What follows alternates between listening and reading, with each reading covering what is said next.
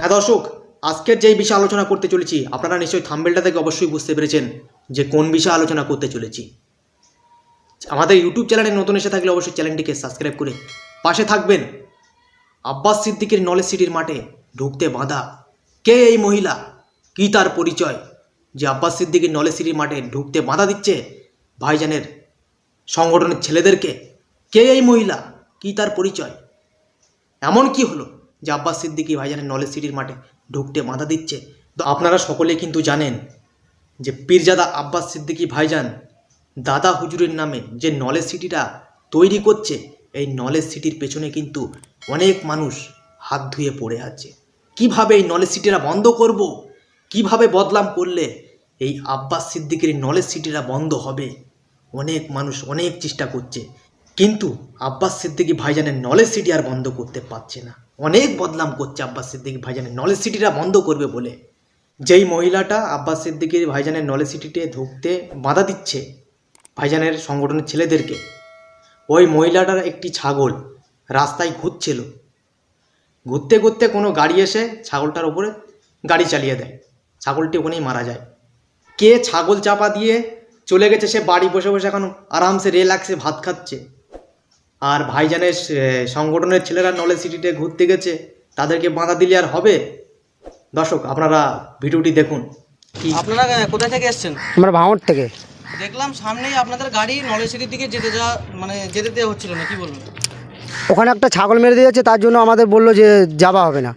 এবং ভাইজানের নামে বললো যে এখানে গরু চুরি হয়, আবার বড় বড় কথা বলছে। আচ্ছা, এই যে বলছে গরু চুরি করে, এইগুলো মিথ্যা অপবাদ কি আপনারা? মিথ্যে অপবাদ। না এখনো কিছু জানি না, আমরা এর বিষয়ে কিছু জানি না। আরো কিছু বললো, পুরো সম্পূর্ণ শুনেছেন? কি কি 100 বিঘে করিনি এগুলো বলছে, দলিল চাচ্ছে এইসব।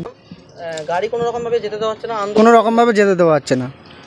ওখানে একজনা ছাগল চাপা দিয়েছে, আমি গাড়ির ড্রাইভার, ওখান থেকে গাড়ি টোটালি ঢুকতে দিচ্ছে না। বলছে তোদের আব্বাস সিদ্দিকির ডাক, আব্বাস সিদ্দিকী নলেজ সিটি আগের বারে ক্ষতি করে দিয়েছে, গরু চুরি করে না কি একটা শুনলাম, হঠাৎ আমি গাড়ির ভেতরে ছিলাম, ততটুকু শুনতে পাইনি। তবে সম্পূর্ণ যতটুকু শুনতে পেয়েছি যে তোদের আব্বাস সিদ্দিকীর ডাক, এখানে এসে কি বলবে না বলবে, এ করে ছাগল আছে মরে গেছে, আগের বারে কী মারা গেছিলো নাকি, এগুলো আমি শুনে দিচ্ছি, হালকা ইঙ্গিতে শুনতে পেয়েছি, ততটুকু আমি বুঝতে পারি না। কিন্তু আমার গাড়িটা ঘুরিয়ে দিয়েছে এইভাবে টোটালি, ওখানে গাড়িটা আমাদের ঢুকতেই দিচ্ছে না।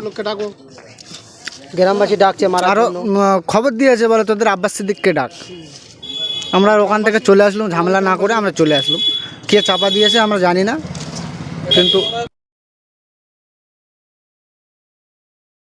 পরিকল্পনা সেটা আমি বলতে পারবো না। কিন্তু অনুভব করলেন সেটা পরিকল্পনা কিভাবে আগে কোথাও তো কি হয়েছে না হয়েছে আমি তো সম্পূর্ণ জানি না। আমি আসছিলাম, আমাকে অপরাধ মোটামুটি যেতে দিচ্ছে না। কে ছাগল চাপা দিয়ে, হ্যাঁ আমি কিন্তু গাড়ির ভিতরে ছিলাম, আমি কিন্তু ততটা করি না, ওর দিকে তাকাই না, কিন্তু কথাগুলো আমি শুনতে পেয়েছি হালকা। দিল না তো, আমি তো ওখানে সেটা কী করে বলবো, ওদের তো দেখলাম তো ওদের মুডটা তো অন্যরকম, যে আব্বাস সিদ্দিকীর ডাক এনো টানো এরকমভাবে বলছে। আমি নিজস্ব আমি কি ঝামেলা করতে চাই, ওই জন্য গাড়িটা টেনে নিয়ে আসলাম এই পর্যন্ত। সেটা দেখেন তো দাঁড়িয়ে আছি, আর কী করে যাবো।